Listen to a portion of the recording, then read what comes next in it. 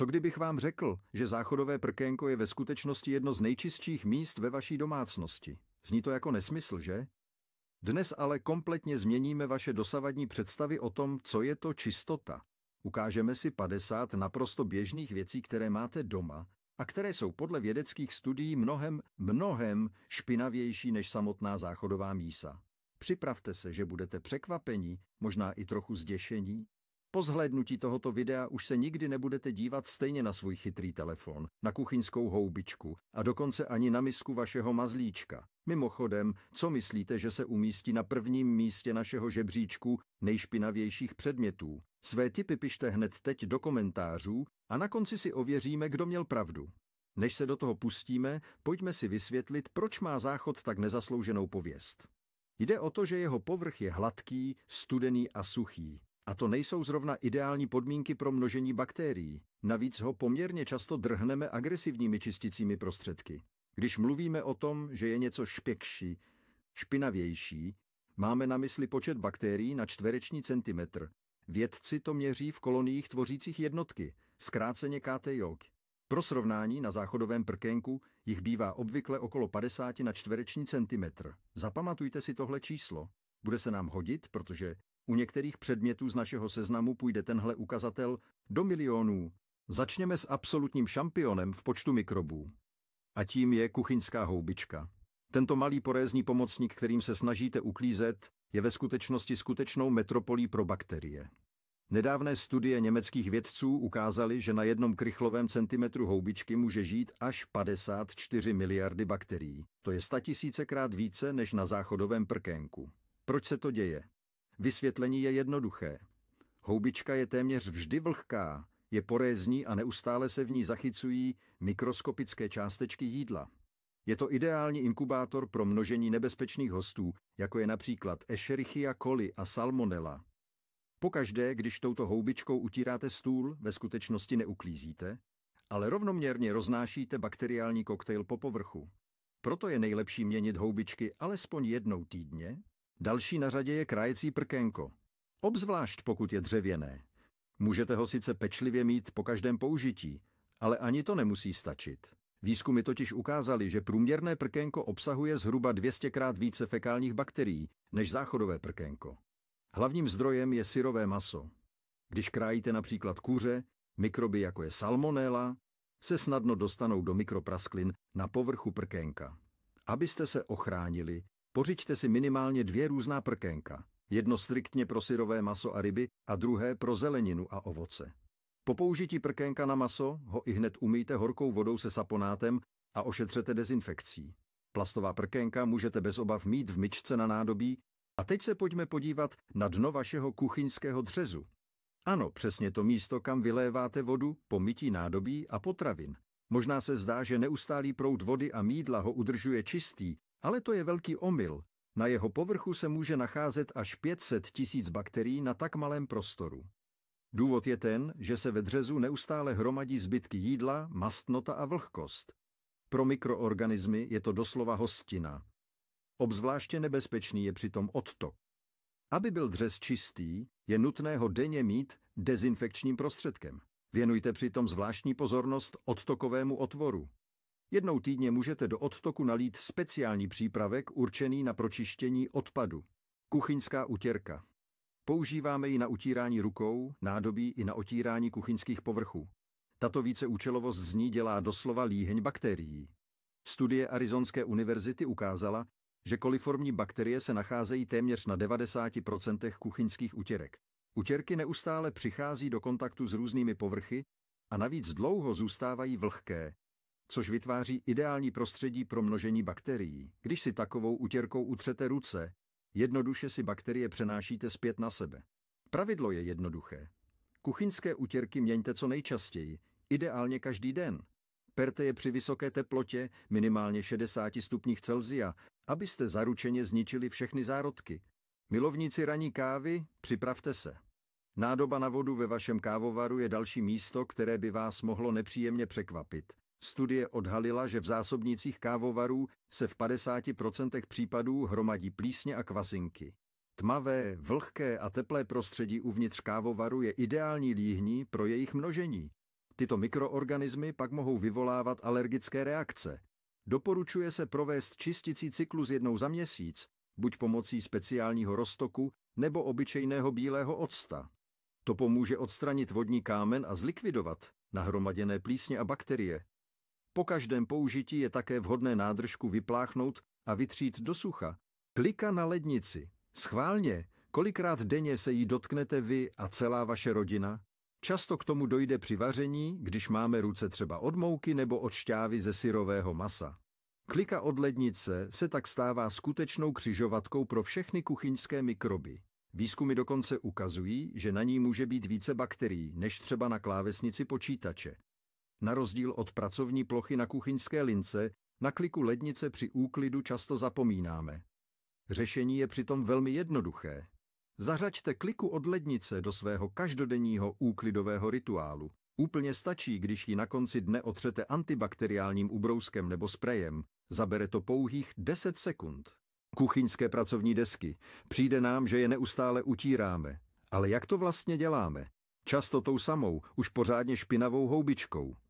Výsledek? Bakterie jen rozmazáváme po celém povrchu. Přitom na desku dáváme potraviny, tašky z obchodu, klíče i poštu. Výzkumy ukázaly, že na kuchyňských deskách se často nacházejí fekální bakterie, například E. coli. Dostanou se tam ze syrového masa nebo nemité zeleniny. Aby byla pracovní deska opravdu čistá, nestačí ji jen utřít, musíte ji dezinfikovat. Použijte k tomu speciální spreje nebo třeba roztok s trochou bělidla. A dělejte to bezpodmínečně pokaždé, když deska přijde do kontaktu se syrovým masem, solnička a pepřenka. Tato dvojice nesmí chybět na žádném jídelním stole. Během jídla je používají, a tedy berou do ruky všichni členové rodiny. Sahá se na ně s mastnýma rukama, padají na ně drobky i kapky polévky. Studie dokonce prokázaly, že na těchto předmětech často nacházíme bakterie způsobující běžné nachlazení nebo chřipku. Představte si klasickou situaci. Někdo z rodiny si kýchne do dlaně a pak okamžitě vezme slánku.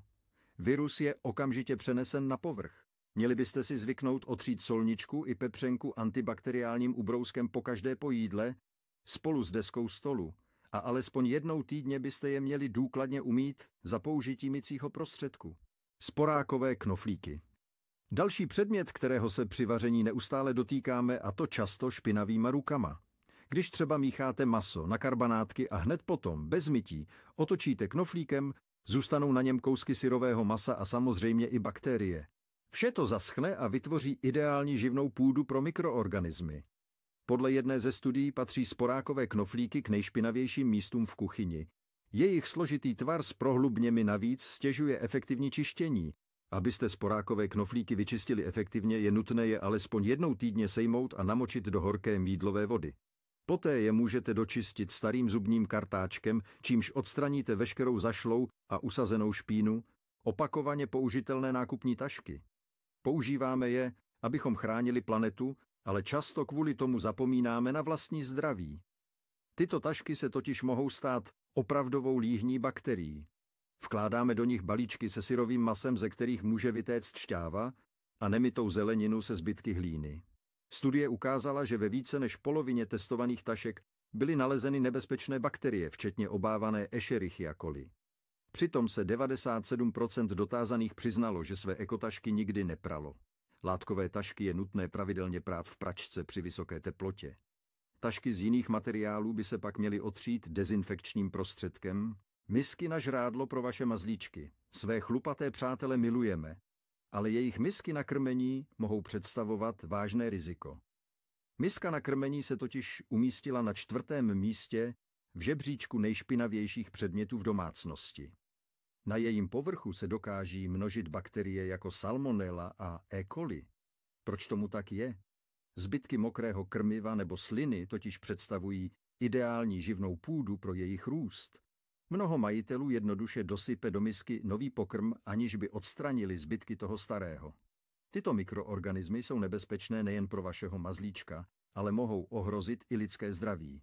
Veterináři proto doporučují, abyste misky na krmení i na vodu myli každý den horkou vodou, a to za použití samostatného čisticího prostředku a vyhrazené houbičky, Hračky pro domácí mazlíčky. Když už mluvíme o našich miláčcích, pojďme se podívat na jejich hračky. Míčky, pískací hračky nebo gumové kosti, to všechno mají mazlíčci neustále v tlamě, válí se jim to po podlaze a někdy i venku. Hromadí se na nich obrovské množství slin, špíny a bakterií. Výzkumy ukázaly, že na hračkách našich mazlíčků se mohou držet nejen neškodné mikroby, ale také stafylokok, kvasinky a plísně. Když vám pes přinese svůj oblíbený míček a vy ho vezmete do ruky, všechny tyto mikroorganismy se okamžitě přenesou na vás. Plastové hračky můžete umýt v myčce na nádobí, zatímco plyšové by se měly pravidelně prát. Váš chytrý telefon. Dostáváme se k věci, kterou mnozí z nás nedají z ruky doslova 24 hodin denně. Bereme ho s sebou na toaletu, odkládáme ho na stůl v kavárně, dáváme ho hrát dětem. V důsledku toho se mobilní telefon stává jedním z nejšpinavějších předmětů v našem životě. Vědci z Arizonské univerzity zjistili, že na povrchu smartfonu je 10krát více bakterií než na záchodovém prkénku. Telefonu se neustále dotýkáme rukama a pak se dotýkáme obličeje, očí, úst. Tím vytváříme ideální cestu pro vstup mikrobů do těla. Chcete-li svůj gadget dezinfikovat, vypněte jej a otřete speciálními ubrousky na elektroniku s obsahem alkoholu. Dálkový ovladač. Tenhle předmět je doslova magnetem na špínu a mikroby. Válí se na gauči, padá na zem, sahají na něj všichni členové rodiny a často i během jídla. Ovladač putuje z ruky do ruky. Je-li jeden člen rodiny nemocný, snadno se tak podělí o viry a bakterie se všemi ostatními. Mezi tlačítky se hromadí prach, vlasy, šupinky kůže a zbytky jídla. Tato směs vytváří ideální živnou půdu pro bakterie. Přitom ho čistíme jen velmi zřídka. Jak ovladač vyčistit? Nejprve vyjměte baterie. Potom projděte mezery mezi tlačítky suchým zubním kartáčkem. Nakonec otřete celý povrch antibakteriálním ubrouskem. Počítačová klávesnice. Jestliže často jíte u pracovního stolu, je vaše klávesnice s velkou pravděpodobností neuvěřitelně znečištěná. Drobky, rozlité nápoje, prach a vlasy, to vše se propadá mezi klávesy a hromadí se tam klidně i roky. Jedna britská studie zjistila, že některé klávesnice byly až 5krát špinavější než záchodové prkénko. Hostily totiž nebezpečné bakterie, jako je Escherichia coli a stafylokok. Chcete-li klávesnici vyčistit, odpojte ji, otočte a důkladně protřepejte. Následně použijte plechovku se stlačeným vzduchem k vyfoukání prachu spod tlačítek. Nakonec otřete povrch kláves dezinfekčním ubrouskem na bázi alkoholu. Počítačová myš. S klávesnicí jde ruku v ruce i její věrná společnice. Hodiny na ní držíme dlaň a za tu dobu se na jejím povrchu usadí pot, mastnota a odumřelé kožní buňky. Tím vzniká lepkavý film, na který se následně chytá prach a nečistoty. Výsledkem je, že myš je stejně špinavá jako klávesnice. O jejím čištění se málo kdy staráme, ačkoliv s ní neustále přicházíme do styku. Proces čištění je přitom velmi jednoduchý. Odpojte myš a otřete celý povrch antibakteriálním ubrouskem nebo hadříkem namočeným v alkoholu. Pravidelné utírání myši pomůže udržovat hygienu vašeho pracovního místa, herní ovladače. Gamepady, joysticky a další herní periferie jsou dalším velkým semeništěm bakterií. Během intenzivní hry se dlaně potí a na ovladači tak kromě otisku prstů zanecháváme i obrovskou kolonii bakterií. A pokud rádi uhraní i svačíte, přidává se k tomu navíc mastnota a drobky. Situace se dramaticky zhoršuje v okamžiku, kdy k vám dorazí přátelé a ovladač koluje z ruky do ruky. Studie prokázaly, že na herních ovladačích se může nacházet více bakterií než na klice dveří veřejných toalet. Gamepady je nutné čistit stejně pečlivě jako dálkové ovladače. Použijte vatové tyčinky a párátka k odstranění nečistot ze štěrbin. A poté povrch dezinfikujte lihovým ubrouskem. Sluchátka, zvláště ta špuntová. Nosíme je v uších, dáváme do kapsy nebo je hodíme do tašky. V důsledku toho se na nich hromadí ušní mas, podprach a špína z okolního prostředí. Tato výživná směs vytváří ideální podmínky pro růst bakterií, včetně stafylokoka. Když si špinavá sluchátka vložíme zpět do uší, můžeme si zavléct infekci. Studie ukázaly, že počet bakterií na sluchátkách se může zvýšit až 1000krát. A to už během hodiny používání. Sluchátka je nutné čistit pravidelně. Mřížku reproduktoru můžeme opatrně vyčistit suchým zubním kartáčkem. Samotná sluchátka a kabely bychom pak měli otřít hadříkem namočeným v alkoholu. Světelné vypínače. Jen se zamyslete, kolikrát denně se jich dotknete. Je to první věc, které se dotkneme, když vstoupíme do místnosti, a poslední, když ji opouštíme. Dotýká se jich každý, kdo v domě žije nebo kdo přijde na návštěvu, a to ne vždy s čistýma rukama. V důsledku toho se na vypínačích hromadí obrovské množství bakterií. Studie provedená v domácnostech, kde se vyskytla chřipka, ukázala, že virus byl detekován na více než polovině vypínačů. Mikroby navíc mohou na plastovém povrchu přežít i několik dní. Naštěstí je jejich čištění velmi jednoduché. Stačí, když jednou za pár dní všechny vypínače v domácnosti přetřete dezinfekčním ubrouskem. Kliky. Stejně jako vypínače světla, i kliky jsou místa, kterých se neustále dotýkáme. Během dne je bereme do ruky nesčetněkrát a fungují jako dokonalý most pro šíření bakterií. To platí zejména pro kliku u vchodových dveří, ale také pro ty v koupelně a kuchyni. Usazují se na nich bakterie, které si domů přineseme zvenčí, z veřejných prostor, nebo je tam zaneseme špinavýma rukama po vaření. Výzkumy ukázaly, že na jediné klice můžeme najít více druhů bakterií, než třeba pod okrajem záchodové mísy. Pravidelná dezinfekce klik, obzvláště v chřipkovém období, je jednoduché, ale velmi účinné preventivní opatření, jak chránit zdraví celé rodiny. Stojánek na zubní kartáčky. Toto je jedno z nejpodivnějších míst v koupelně, je špinavější dokonce než splachovací rukojeť u záchodu. Když mokrý kartáček postavíte do kelímku, voda steče na dno. Toto tmavé a vlhké prostředí je ideální živná půda pro růst plísní a bakterií. Navíc, pokaždé, když spláchnete toaletu, se do vzduchu uvolní aerosolový mrak s mikročástečkami, které se pak usazují na všech površích, včetně vašeho kartáčku i jeho držáku. Studie Americké národní vědecké nadace ukázaly, že ve 27% těchto držáků byly zjištěny koliformní bakterie.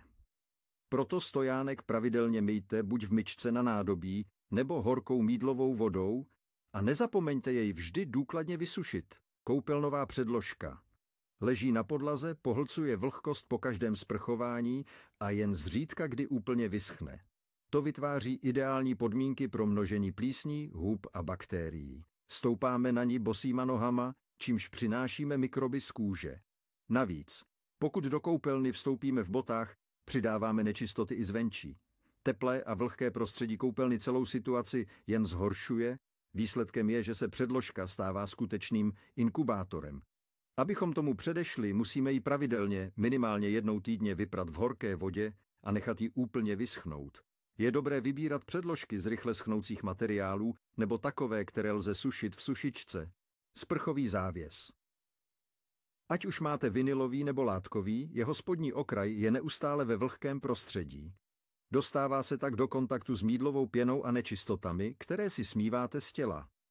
Důsledkem toho je vznik růžové nebo černé plísně a také mýdlového povlaku, který slouží jako potrava pro bakterie. Možná si toho nevšímáte, ale při každém sprchování jste doslova obklopeni těmito mikroorganismy. Vinilové závěsy můžete prát v pračce ve studené vodě. Přidejte k nim pár starých ručníků, které pomohou nečistoty odstranit nebo vydrhnout. Po vyprání ho musíte ihned pověsit zpět, aby vyschnul. Měli byste to dělat alespoň jednou za měsíc. Páky vodovodních kohoutků. Ať už je máte v koupelně nebo v kuchyni, představte si tu logiku. Zapínáme je špinavýma rukama, abychom pustili vodu. Pak si ruce umyjeme a čistými rukama vodu vypínáme. Tím se ale znovu dotkneme stejného špinavého povrchu.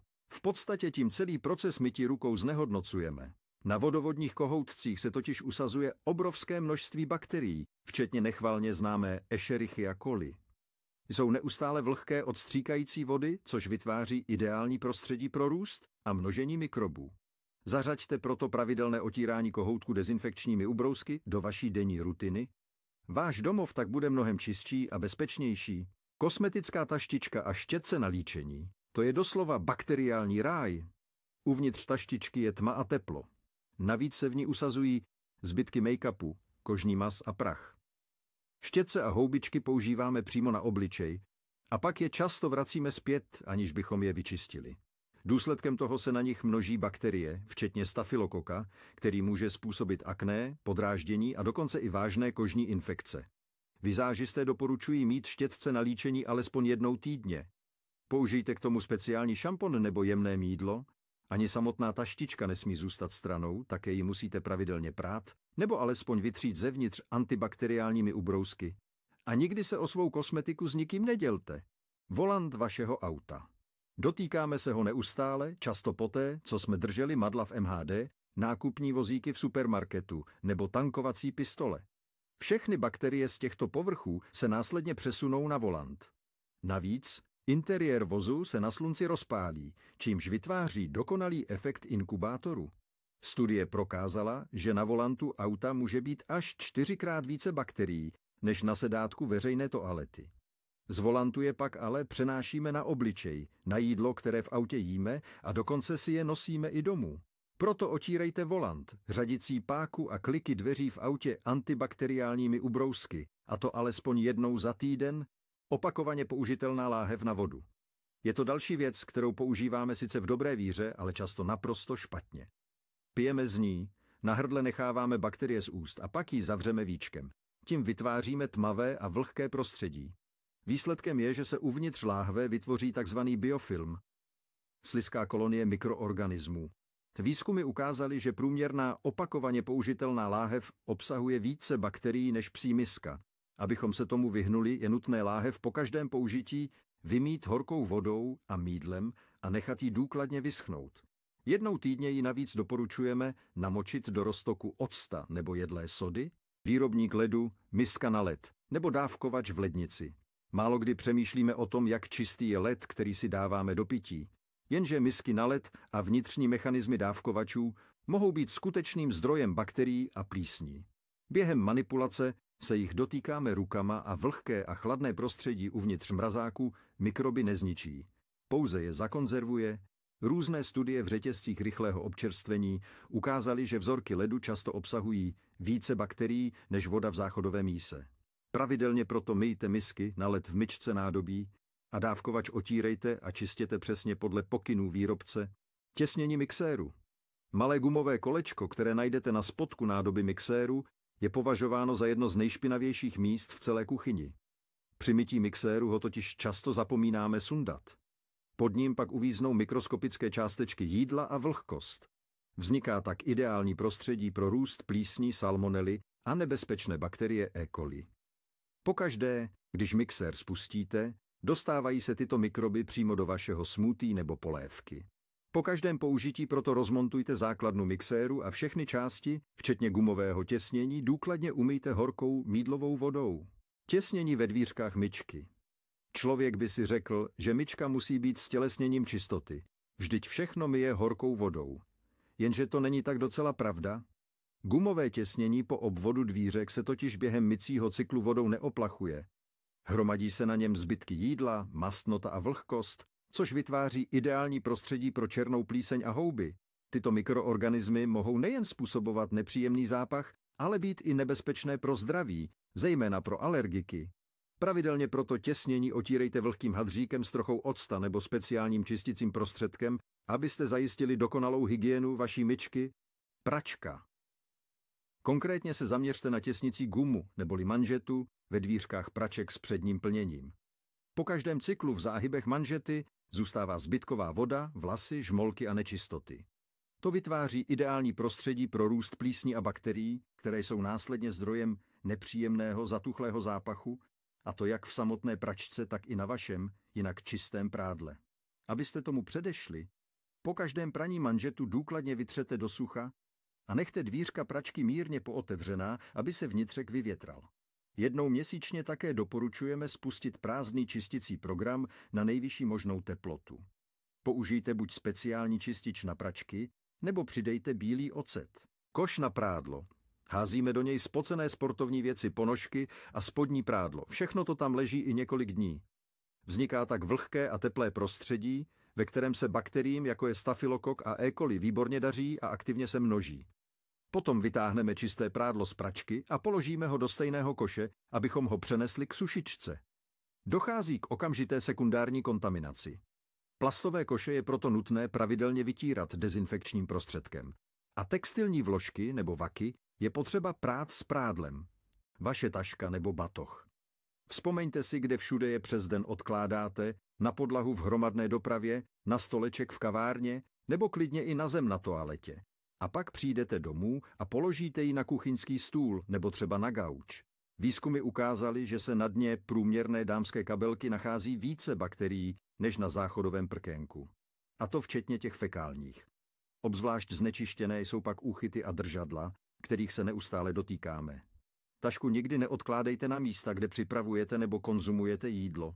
Kožené tašky pravidelně utírejte antibakteriálními ubrousky. Látkové tašky a batohy pak, pokud možno, perte. Peněženka a platební karty. Neustále je máme v rukou, předáváme je prodavačům, odkládáme je na špinavé pulty. Samotné peníze jsou jedním z nejšpinavějších předmětů a peněženka je jejich stálý domov. Britská studie dokonce ukázala, že na povrchu platebních karet se může nacházet více škodlivých bakterií než na samotné hotovosti. Otřete proto své plastové karty čas od času antibakteriálním ubrouskem, hlavně po cestování. Tento jednoduchý krok pomůže snížit množství mikrobů, které si s sebou neustále nosíte, klíče od domu a od auta. Nosíme je v kapsách, povalujeme je po stolech nebo je jen tak hodíme na jakýkoliv povrch. A taky je občas upustíme na zem. Dotýkají se jich navíc i cizí lidé. A to, když necháváte auto v servisu nebo třeba půjčujete klíče sousedům. V důsledku toho se na nich hromadí obrovské množství špíny a bakterií a my pak přijdeme domů a celou tu špinavou hromádku položíme přímo na kuchyňský stůl. Je to další spolehlivá cesta, kterou se k nám domů dostává nečistota zvenku. Proto klíče čas od času ponořte do mýdlové vody nebo je alespoň otřete dezinfekčním ubrouskem. Zabere to maximálně minutu, ale vaše domácnost bude hned o něco bezpečnější. Rohožka. Její hlavní úkol je sbírat nečistoty z obuvy a ten plní na jedničku. V důsledku toho se ale stává jednou z nejšpinavějších věcí v celém domě. Hromadí se na ní pouliční prach, hlína, zvířecí výkaly, pesticidy a nespočetné množství bakterií. Pokaždé, když si o ní otřete boty, část této sbírky se může dostat zpět na vaši obuv a následně se roznést po celém domě. Rohožky je nutné pravidelně vytřepávat, vysávat a pokud je to možné, mít dezinfekčním prostředkem.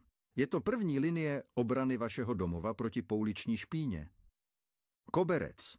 I když pravidelně luxujete, koberec je stále obrovskou zásobárnou prachu, alergenů, odumřelých kožních buněk, vlasů a bakterií.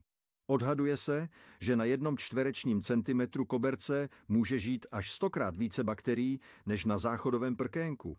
Chodíme po něm ve venkovní obuvi, hrají si na něm děti a domácí mazlíčci. Všechno, co spadne na zem, se zašlapává hluboko do vláken. Běžný vysavač odstraní jen povrchovou špínu.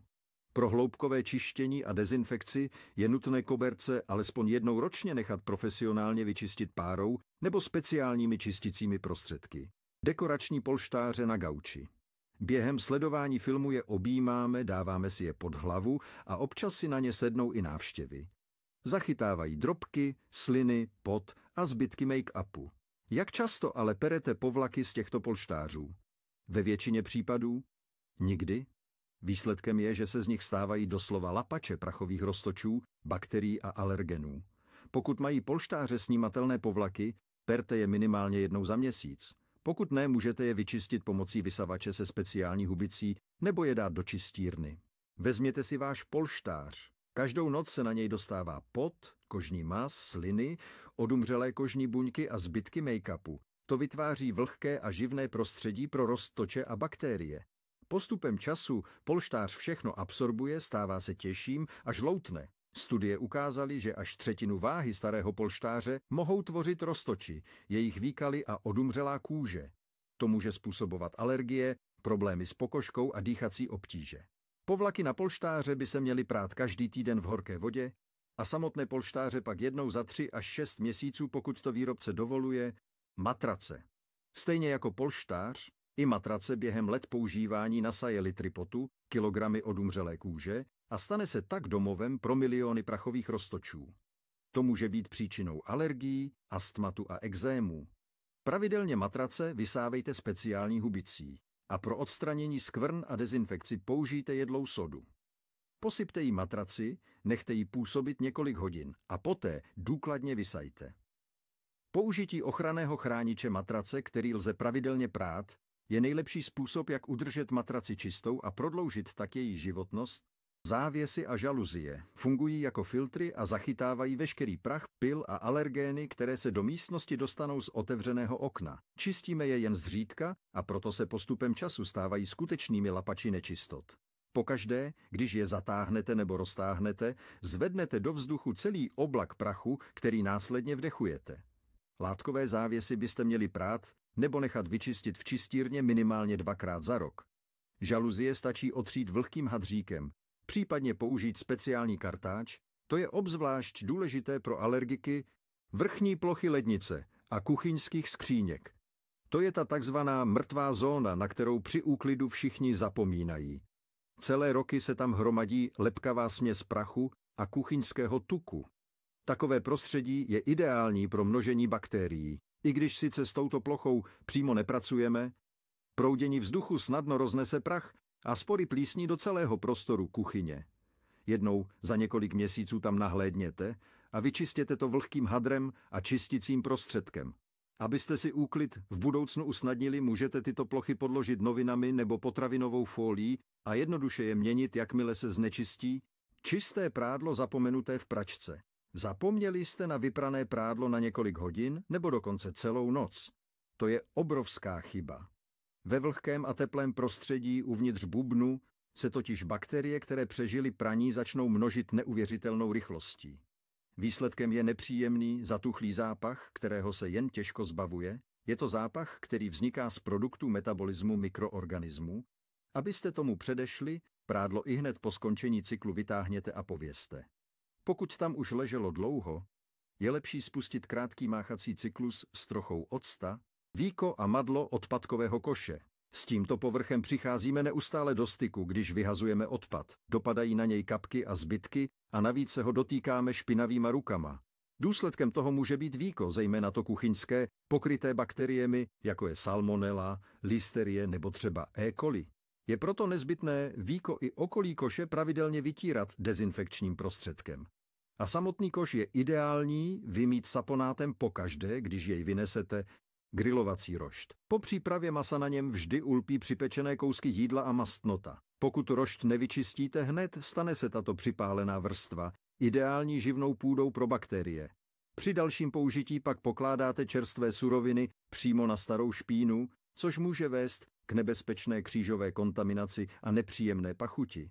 Kromě toho, zuhelnatělé zbytky z grilování obsahují karcinogeny. Po každém použití, dokud je grill ještě teplý, důkladně očistěte rošt drátěným kartáčem. Před dalším grilováním navíc můžete rošt ještě na prudkém ohni vypálit, abyste spolehlivě zničili zbývající mikroby. Zahradní rukavice. Sice nám chrání ruce před špínou a třískami, ale paradoxně se mohou stát semeništěm mikrobů. Půda totiž obsahuje miliony bakterií a plísní, včetně původců tetanu a listeriózy. Rukavice nasávají vlhkost a špínu. Pokud je pak nečistíte a neusušíte, vytvoří se uvnitř ideální doslova skleníkové prostředí pro mikroorganismy.